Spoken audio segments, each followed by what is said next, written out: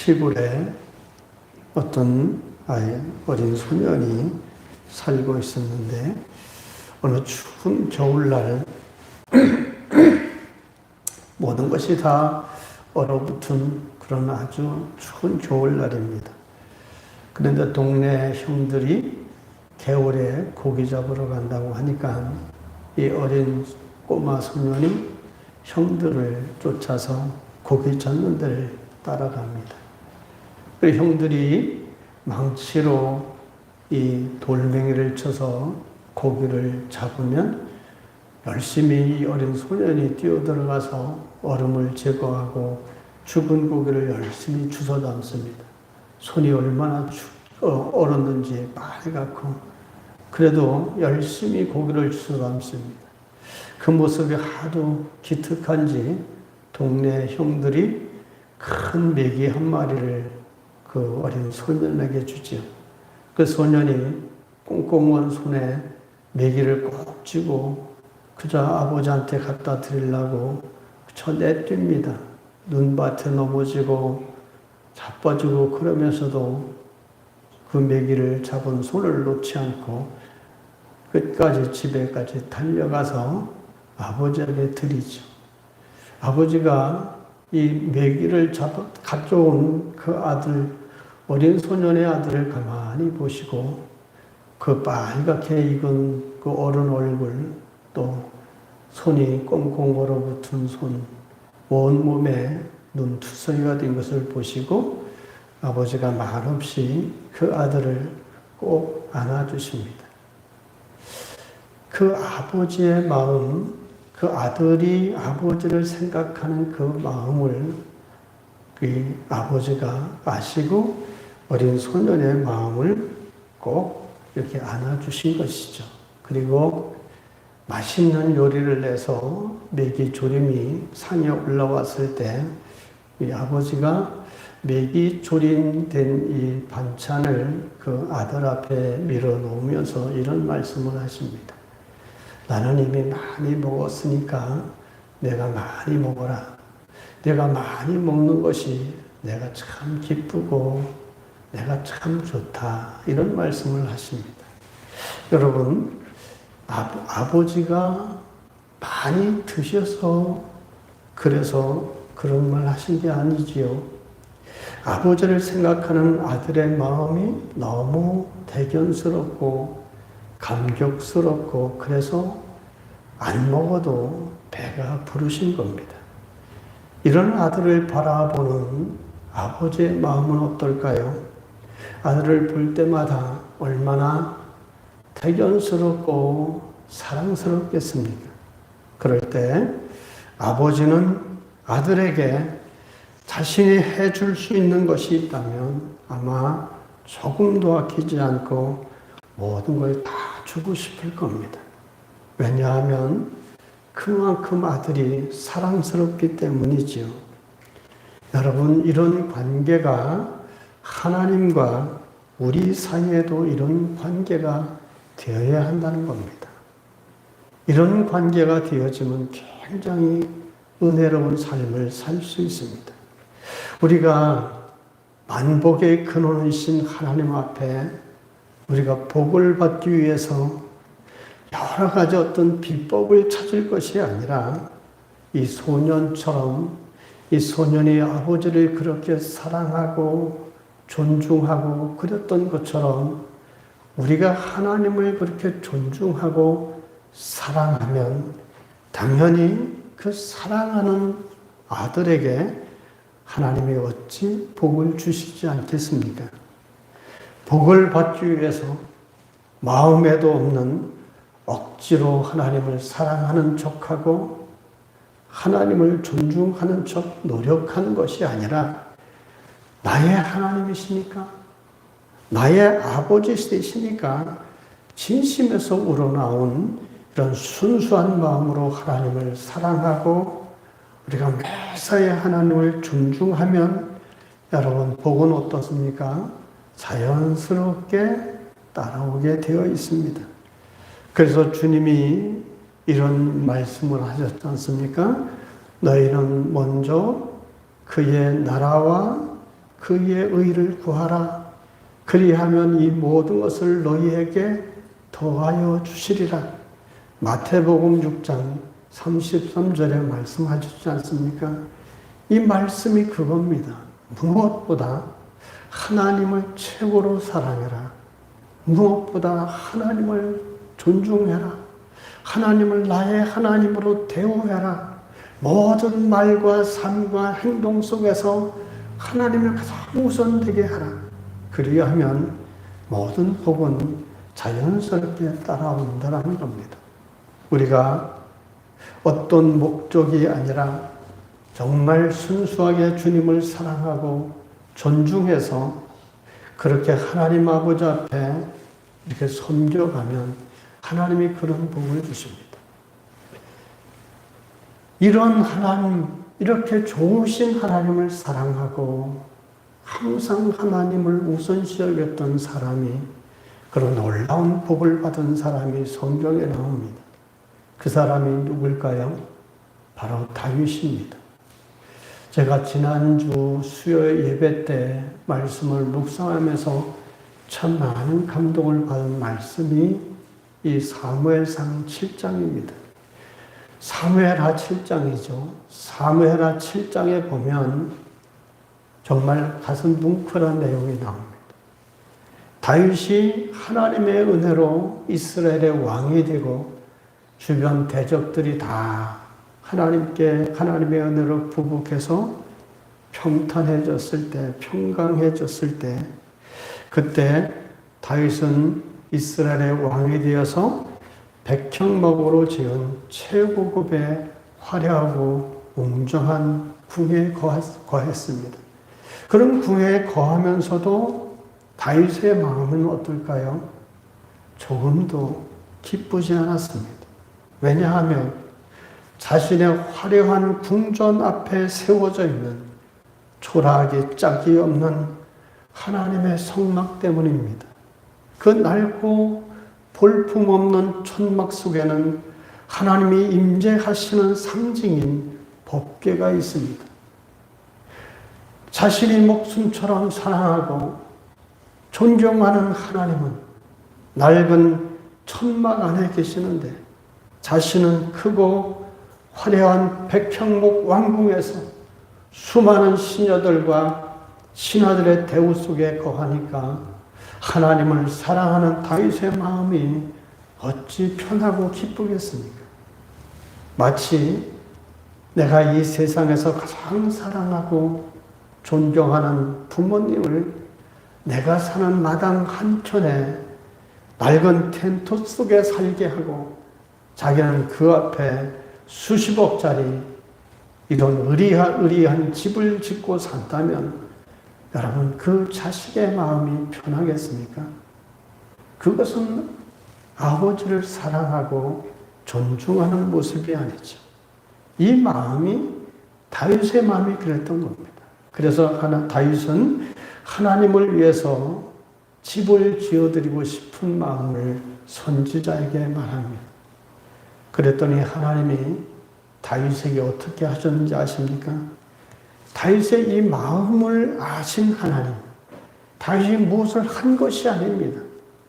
하나님을 생각하고 하나님을 사랑하는 것, 그래서 하나님을 위해서 내가 뭔가 하고 싶은 이 마음만 이미 밝혔을 뿐입니다. 그런데도 하나님이 다윗의 그 마음을 보시고 굉장히 감동하십니다. 하나님이 감동하셨습니다. 그래서 다윗이 이것도 주시고 저것도 달라고 하나님께 애걸복걸하지도 않았는데 하나님이 다윗이 그렇게 생각하는 다윗의 마음이 너무 고마웠고 그래서 감동이 되셔서 놀라운 복을 약속해 주십니다. 일명 다윗의 언약입니다. 이것이 사무엘하 7장에 나오는 다윗의 언약이죠. 아브라함에게 약속하셨던 것처럼 일방적으로 하나님이 다윗에게 복 주심을 약속합니다. 다윗의 마음에 감동하신 하나님이 어떤 약속들을 주셨는지 아십니까? 첫째는 내 이름을 위대하게 해주겠다. 이름이 위대하다는 것은 무엇 때문에 위대합니까? 그 사람이 위대한 일을 하기 때문에 위대한 겁니다. 우리가 아무 이름 없는 사람이 어디 있습니까? 이름 없이 세상 떠나는 사람이 태반이죠. 태반이 아니라 거의 전부가 이름 없이 세상 떠납니다. 왜 그럴까요? 큰 일을 하지 못하고 사람들 입에 오르내릴 만한 일을 하지 못했기 때문이죠.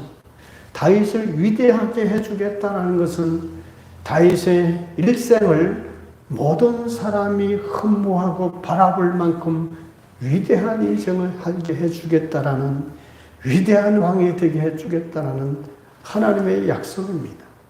그리고 하나님이 두 번째로 이런 약속을 해주십니다. 너를 평안하게 해주고 나 여호와가 너를 위해 집을 짓겠다.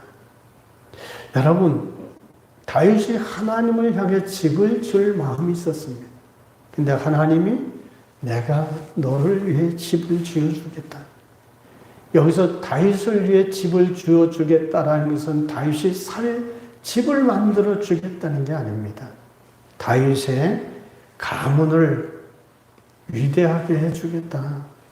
훌륭한 가문이 되게 해주겠다. 이런 말씀입니다. 이 얘기는 그 약속에는 숨겨진 하나님의 약속이 있죠. 여러분, 가문이 위대하게 되고 명문 가문이 되려면 어떻게 해야 됩니까? 태어나는 자식들이 훌륭해야 됩니다. 우리 집에서 박사가 아들이 나오고 판사, 검사가 나오고 그 손자, 손녀들이 또 그렇게 위대한 정치가가 나오고 존경받는 사람들이 대대로 일어나올 때 위대한 명문 가문이 되는 거죠. 다시 말하면 하나님이 그렇게 다윗 가문을 위대하게 해주겠다라는 약속을 해주십니다. 세 번째로는 내게서 난 씨를 세워서 나라를, 이 왕위를 견고하게 해주고 서로 잘못을 저질렀을지라도 하나님이 눈 감지는 않고 징계는 하되 사울처럼 패하여 버리지는 않겠다. 여러분, 사울은 잘못해서 쫓겨났습니다. 하나님 앞에. 그런데 징계는 하되 사울처럼 쫓아내지는 않겠다. 이게 얼마나 다윗에 대한 배려고 사랑이고 하나님의 은혜입니까? 그리고 네 번째 약속을 주십니다. 내 집과 내 나라가 내 앞에서 영원히 보존되고 내 왕위가 영원히 견고하리라. 여기서 영원하다라는 것은요, 인간이 영원할 수 없지 않습니까? 결국 영원하신 메시아가 내 가문에서 태어날 것을 약속하신 겁니다. 내 가문에서 이 세상을 구원하여 구세주이신 오래전부터 약속한 그 메시아가 태어나게 해주시겠다. 이게 얼마나 놀라운 복입니까? 여러분, 이런 놀라운 복을 다윗이 하나님으로부터 약속을 받았습니다. 그러면 다윗 당대에 그럼 이런 복을 누리며 살았을까요? 역대상 29장 28절에서 이렇게 증거합니다. 그가 나이 많아 늙도록 부하고 존귀하다가 죽음에 그 아들 솔로몬이 대신하여 왕이 되니라. 다윗은 약속대로 복되게 살다가 하나님 품으로 갔습니다. 그리고 우리가 잘 아시는 것처럼 예수 그리스도가 누구의 자손으로 왔습니까? 다윗의 자손 예수요. 그런 것처럼 다윗의 후손으로 오셔서 다윗의 왕가가 영원하도록 하나님이 세워주셨습니다. 여러분, 이건 뭘 말할까요? 우리가 어떤 위대한 일을 해서가 아니라 정말 다윗처럼 이런 하나님을 향한 마음, 이 마음만으로도 우리가 하나님 앞에 그런 큰 복을 받을 수 있다는 것을 말합니다. 하나님을 섬김에 있어서 정말 내 목숨보다 우선시하고 나 자신보다도 하나님을 사랑하고 존중한다면 우리는 정말 그 사람이 정말 하나님 앞에 그런 신실한 하나님의 사람이라면 그는 매사에 최선과 온정성을 다해 하나님 앞에 살아가는 사람입니다. 하나님을 존귀하게 하려는데 우선시 두고 사는 사람. 그런 사람이 다윗과 같은 사람이죠. 우리는 하나님을 섬긴다는 말을 자주 합니다. 여러분, 하나님을 섬기는 것이 뭘까요? 바로 예배의 삶입니다. 신앙과 삶을 말합니다. 우리가 하나님을 섬기되 형식적이고 의식적인 것이 아니라, 그리고 의무적인 것, 억지로 하는 것이 아니라 우리 마음과 정성을 다해서 하나님을 예배하는 자에게 하나님이 분명히 예배를 베푸십니다. 우리가 동일한 장소에서요, 동일한 주의 종을 통해 동일한 말씀을 들어도요, 하나님의 은혜를 간절히 사모하는 심령에 하나님의 은혜를 베풉니다. 그런 심령에 주의 영이 임재해서요, 마음을 어루만지기도 하고요, 병든 부분을 지켜 고쳐주시기도 하고요, 이런 우리 마음의 소원이 연락되는 일들이 있습니다. 저는 경험해 본 일입니다. 그래서 예배하는 자세, 내가 하나님을 예배하는 태도, 하나님을 갈망하는 마음, 이것을 하나님이 다 아시는 겁니다. 하나님이 그걸 받으시는 거예요. 그 마음이 하나님 앞에 연락된 사람들마다 하나님이 그런 신령한 은혜들을 베푸시죠. 그래서 사모하는 영혼을 만족하신다, 그런 말씀을 주신 겁니다. 그래서 예배에 성공하면 인생도 성공한다라는 말이 맞는 겁니다. 우리가 기도 한마디 한마디, 찬송 한 구절 한 구절마다 온 마음을 다해 드려주는 예배는 하나님이 연락받으시죠. 물질도 최고의 마음을 다해서 하나님을 존중하는 태도로 드리는 것이, 그것이 하나님이 받으시고 약속대로 흔들어 넘치도록 주시는 겁니다. 이런 예배 태도가 하나님을 존중하고 사랑하는 태도입니다. 교회 좀 나와라. 이제 인심 쓰듯이 나와 앉았다 가는 거, 누구를 위한 예배일까요? 억지로 나와서 그저 이 눈도장 찍고 가는 것 같아요. 사람에게는 안 보여도 됩니다. 하나님께 인정을 받아야 됩니다. 이런 예배 태도는, 우리가 정말 하나님을 사랑하여 존중하여 드린 예배 태도는 다윗이 하나님을 생각하는 것과 같은 겁니다. 그런데 여러분, 말라기 시대의 제사장들이 어떻게 하나님을 대했지요? 하나님의 전혀 안중에도 없는 그들만의 제사를 드렸던 겁니다. 그들에게는요, 하나님에 대한 존중, 하나님에 대한 경외, 하나님에 대한 사랑, 아무것도 없습니다. 너희가 하나님을 사랑하되 마음을 다하고 목숨을 다하고 힘을 다하고 뜻을 다하여 하나님을 사랑하라. 이게 온 구약 율법의 대강령이고 요약인데, 이 제사장들은 그것을 전혀 안중에도 없었던 사람이고, 아니 어쩌면 하나님을 알지도 못하는 사람들일지도 모릅니다. 그래서 하나님을 어떻게 대우합니까? 하나님을 예배하는, 제사하는 그들이 정말 하나님 앞에 늘 그 참된 진실된 마음, 그 다음에 그 변함없는 참된 마음을 드리는 증거의 표시가 진설병이, 이스라엘 12지파를 대표하는 진설병이 늘 신선한 것이 하나님께 올려줘야 되는데 어떻게 했죠? 곰팡이가 나고 썩어 버릴 정도로 무관심한 겁니다. 개를 줘도 먹지 않는 것, 그거 하나님이 받으시겠습니까? 하나님이 개만도 못하게 이들은 대우하는 겁니다. 이런 태도에 하나님이 어찌 진노하지 않겠습니까? 그것뿐이 아니지 않습니까? 사람들이 써 먹지도 못할 것, 병들고 그저 내다 버려야 될 이런 재물들을 하나님께 갖다 드립니다. 여러분, 이게 하나님을 위한 건가요? 이것은 하나님을 멸시하는 거죠.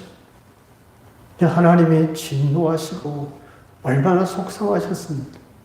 그래서 하나님이 이런 말씀하셨어요. 누군가가 성전 문을 닫았으면 차라리 좋겠다. 그런 못 쓰는 것만 나를 위한다고 가져오는 것은 나를 멸시하는 것이기 때문에 더 이상 이런 멸시를 받고 싶지 않다. 성전 문을 닫았으면 좋겠다. 여러분, 성전 문을 닫았으면 좋겠다라는 뜻이 무슨 뜻인지 여러분 잘 생각해 보십시오. 무서운 말씀입니다. 성전 문을 닫으면 예배가 단절됩니다. 성전은 하나님을 만나는 것이고 하나님을 예배하도록 하나님이 지정해 주신 것입니다. 그것을 닫으면 하나님과 예배가 멈추게 되지요. 다시 말하면 하나님과 예배가 멈추면 하나님과의 관계가 끊어집니다.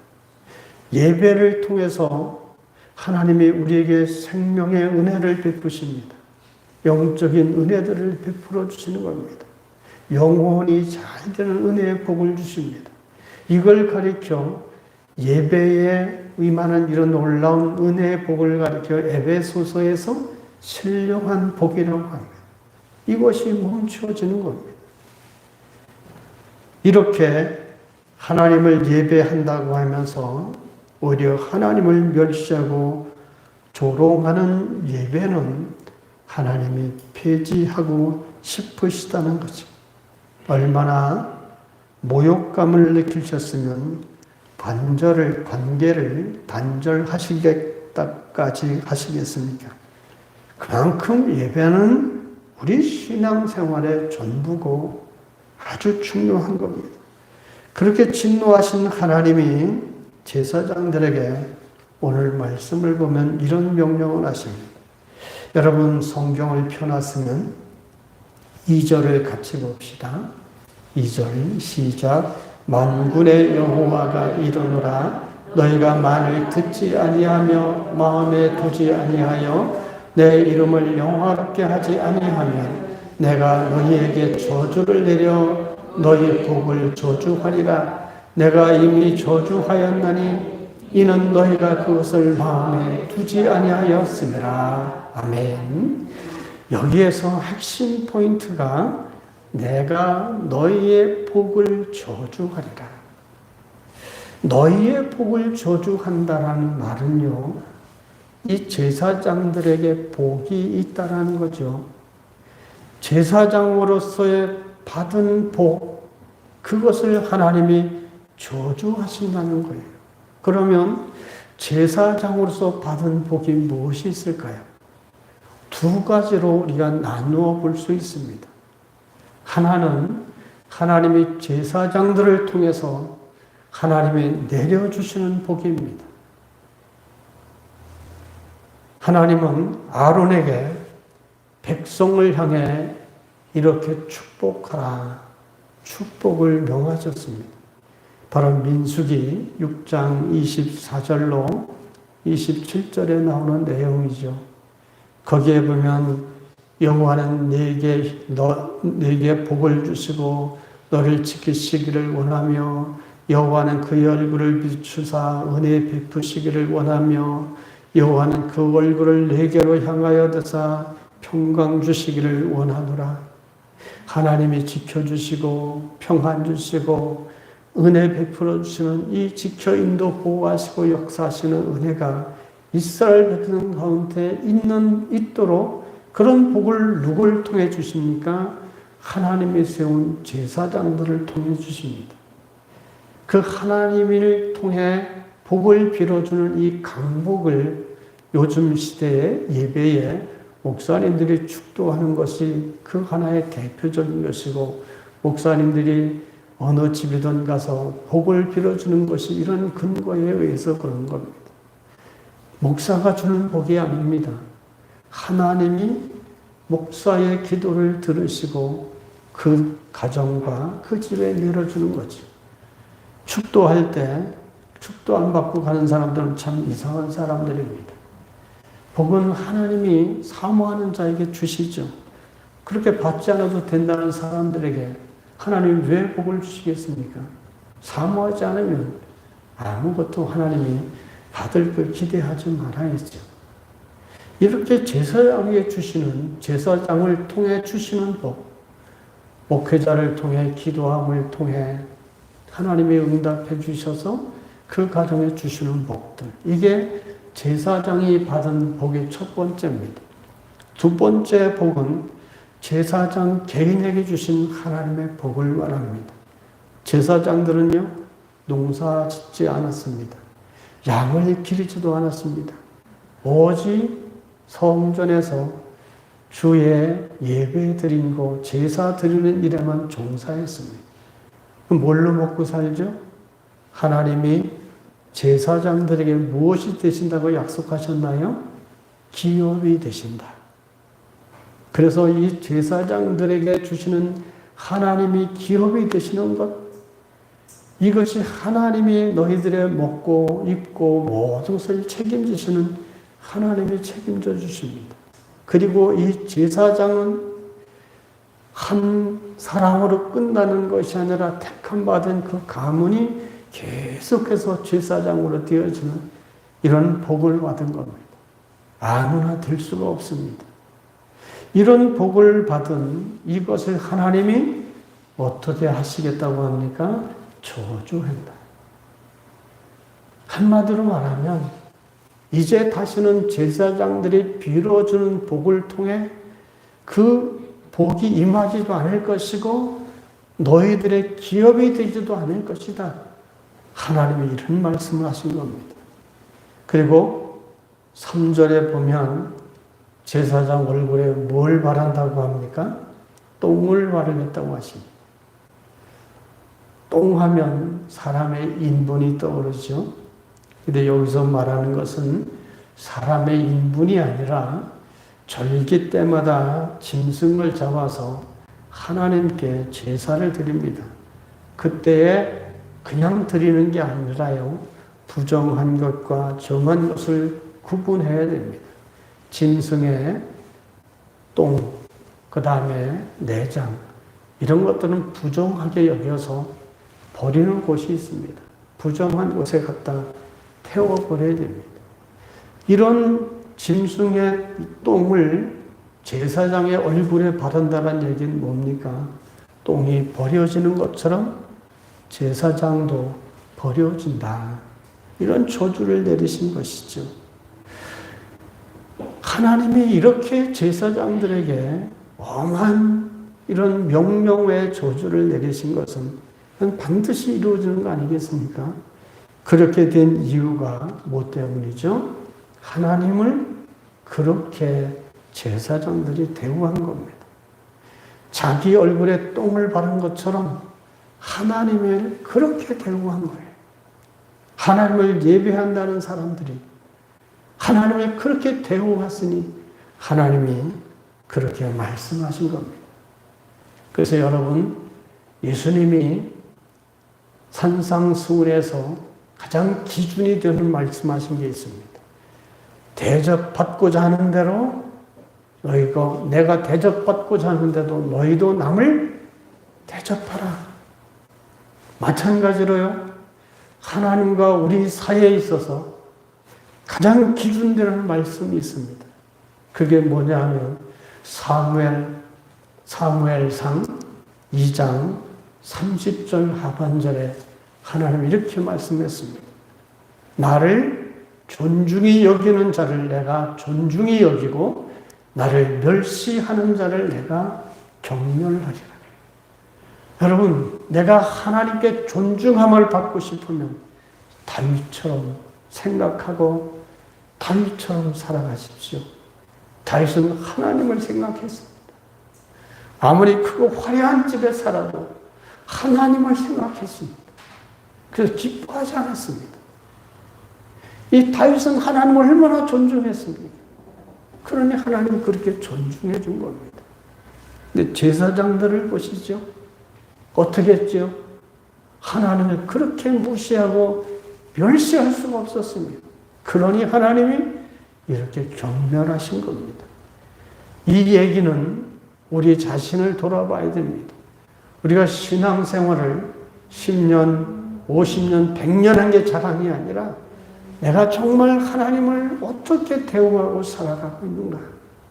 내 신앙이 정말 하나님 앞에 어떤 하나님을 존중하며 살아가고 있는가? 이것이 그 하나님을 대하는 것대로 우리에게 되돌아오는 거예요. 그래서 우리가 예배할 때마다 하나님을 참으로 사랑하는 마음, 존중하는 마음으로 예배를 하나님 앞에 드려야 되고, 말씀을 통해 그 태도가 온전한 하나님 말씀에 순종적인 그 태도의 삶을 살아갈 때 하나님이 우리에게 이런 존중하는 그런 태도를 보시고 그렇게 우리를 존중해 주시는 겁니다. 우리가 정말 하나님을 이처럼 잘 존중해 주고 하나님의 이름을 높이는 삶을 살아가고 또 하나님의 영광을 위해서 우리가 살아간다면 하나님은 당연히 우리에게 복을 내려주시죠. 그렇기 때문에 오늘 말씀을 들으면서도 우리는 내가 하나님을 정말 어떻게 대우하고 살고 있는가 말씀 앞에 잘 비춰봐야 됩니다. 하나님이 이렇게 예배를 무시한 자들에게 진노하신 하나님이 그러면 왜 이 예배, 이 제사가 왜 중요한지에 대해서 하나님이 말씀하시죠. 예배가 어떤 것이라고 오늘 하나님이 뭐라고 말씀하셨나요? 5절을 같이 봅니다. 5절 시작. 레위와 세운 나의 언약은 생명과 평강의 언약이라. 내가 이것을 그에게 준 것은 그로 경외하게 하려 함이라. 그가 나를 경외하고 내 이름을 두려워하였으며. 아멘.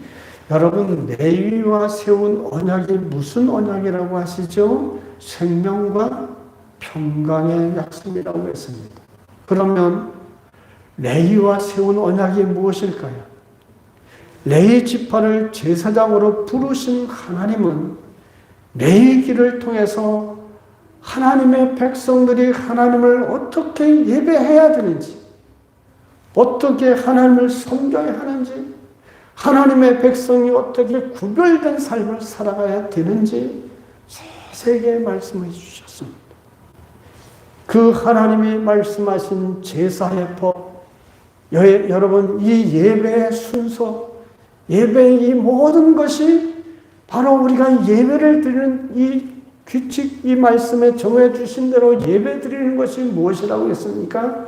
생명과 평강의 약속이라고 했습니다. 이 하나님이 정해 주신 레위기를 통해 주신 그 제사법대로 하나님 앞에 드려지는 예배, 그것을 통해 하나님이 생명과 평강의 복을 주신다라고 약속한 겁니다. 그런데 이런 것이 무너지면 어떻게 된다고 했죠? 거기에는 생명도 평강도 없다라는 겁니다. 하나님께 드려질 신령과 진정한 예배가 내 삶에서 무너지면 하나님으로부터 오는 평강과 생명은 끝장나는 거죠. 그런 인생은 하나님께 외면된 존재로 비참한 인생밖에 없습니다. 그렇기 때문에 하나님께 향기롭게 받으실 예배와 그 은총을 입은 백성으로서의 삶을 사는 것이 바로 생명과 살림의 평강을 누리는 약속이 됩니다. 그래서 우리가 정말 신령과 진정으로 하나님 앞에 드리는 예배는 사람이 많고 적음에 있지 않습니다. 하나님과 나와의 관계입니다.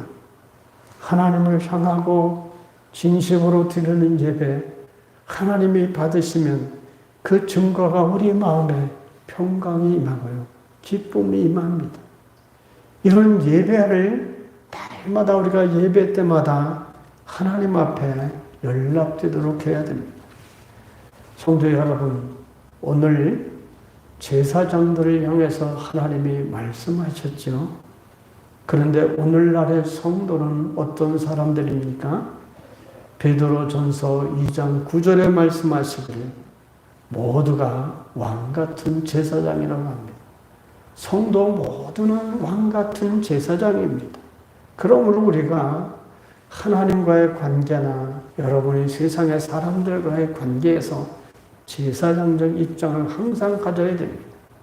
하나님과의 관계에서는 제사장적 입장에서 온 마음과 전심을 다해 하나님을 사랑하여 예배하는 자가 되어야 되고, 세상 사람들을 향해서는 하나님의 중보자의 입장으로 그들에게 하나님의 뜻을 전달하며 살아가는 사람들이 되어야 됩니다.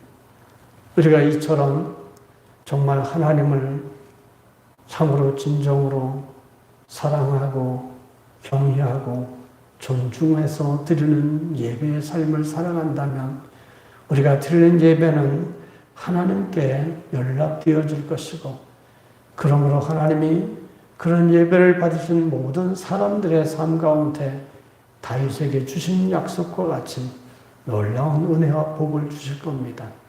그런 하나님의 복을 누리는 예배의 승리자들이 다시 되시길 주님 이름으로 축원합니다. 아멘. 하나님 아버지, 우리가 드리는 예배